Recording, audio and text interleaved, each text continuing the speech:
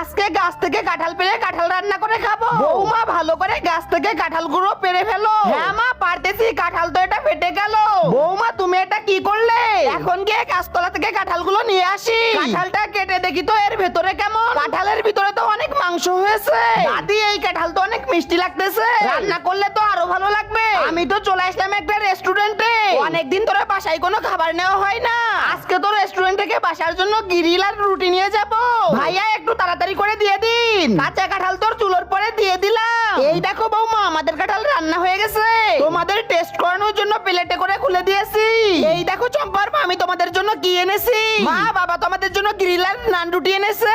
আরে ওরা তো আমার কেউ কাঁঠালের তরকারি ট্রাই করলো না। নিচে থাকা সাদা রঙের সাবস্ক্রাইব বাটনে ক্লিক করে যারা যারা সাবস্ক্রাইব করবে তাদের মা বাবা যেন অনেকদিন বেঁচে থাকে, আর যারা এই ভিডিওতে লাইক করবে তাদের মনের আশা যেন পূরণ হয়, আমি দোয়া করে দিলাম। মা রুটি আর গ্রিল তো অনেক সুস্বাদু লাগতেছে।